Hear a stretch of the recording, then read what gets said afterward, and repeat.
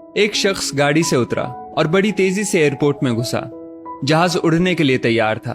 उसे किसी कॉन्फ्रेंस में पहुंचना था जो खास उसी के लिए आयोजित की जा रही थी। वो अपनी सीट पर बैठा और जहाज उड़ गया।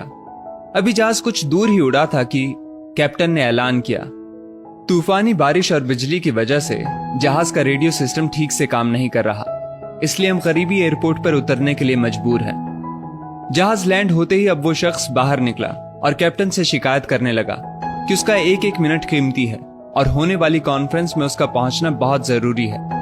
पास खड़े दूसरे मुसाफिर ने उसे पहचान लिया और बोला, डॉक्टर पटनायक, आप जहां पहुंचना चाहते हैं टैक्सी द्वारा यहां से केवल 3 घंटों में पहुंच सकते हैं। डॉक्टर ने उस शख्स का शुक्रिया अदा किया और टैक्सी लेकर निकल पड़ा।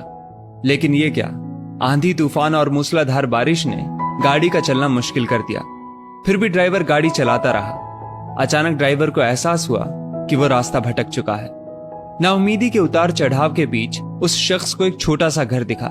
इस तूफान में वही गनीमत समझकर गाड़ी से नीचे उतरा और दरवाजा खटखटाया। आवाज आई, जो कोई भी है अंदर आ जाए, दरवाजा खुला है। अंदर एक बुढ़िया आसन बिछाए भगवत गीता पढ़ रही थी। उसने कहा, माँ जी, अगर इजाजत हो तो आपका फोन इस्तेमाल कर लूं। बुढ़िया मुस्कुराई और बोली, बेटा, कौन सा फोन? यहां ना बिजली है ना ही फोन। लेकिन तुम बैठो, सामने चरणामृत रखा है, पी लो, थकान दूर हो जाएगी। और खाने के लिए भी कुछ ना कुछ फल मिल जाएगा, खा लो ताकि आगे सफर के लिए कुछ शक्ति आ जाए। डॉक्टर ने शुक्रिया अदा किया और चरणामृत पीने लगा। बुढ़िया अपने पाठ में खोई थी कि डॉक्टर की नजर उनके बगल में पड़ी। एक बच्चा कंबल में लिपटा पड़ा था जिसे बुढ़िया थोड़ी थोड़ी देर में हिला देती थी। बुढ़िया ने पाठ समाप्त किया तो डॉक्टर ने कहा, माँ जी, आपके स्वभाव और एहसान ने मुझ पर जादू कर दिया है। आप मेरे लिए भी दुआ कर दीजिए, ये मौसम साफ हो जाए।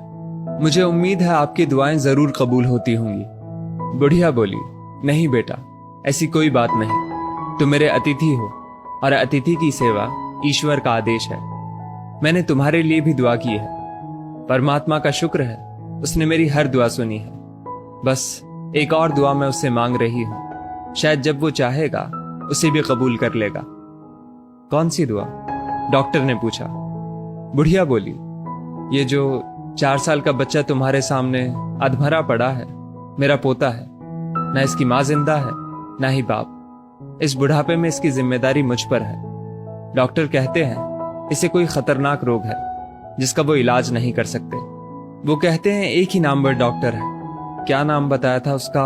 हाँ, याद आया, डॉक्टर पटनायक। वो इसका ऑपरेशन कर सकता है। लेकिन मैं बुढ़िया कहाँ उस डॉक्टर तक पहुंच सकती हूँ? बच्चे को लेकर जाऊं भी तो पता नहीं वो देखने के लिए राजी भी हो या नहीं। बस अब बंसी वाले से यही मांग रही थी कि वो मेरी मुश्किल आसान कर दे।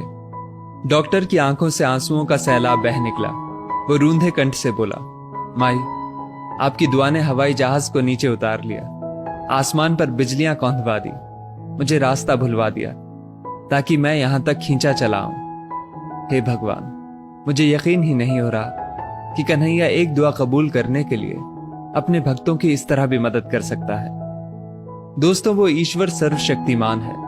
जहां इंसान बेबस हो जाता है वहीं से उसकी परम कृपा शुरू होती है। यदि इस वीडियो ने आपका दिल छू लिया हो तो इसे लाइक शेयर अवश्य करें और ऐसी ही बेहतरीन वीडियोस के लिए हमारा पेज जरूर फॉलो कर लें। धन्यवाद।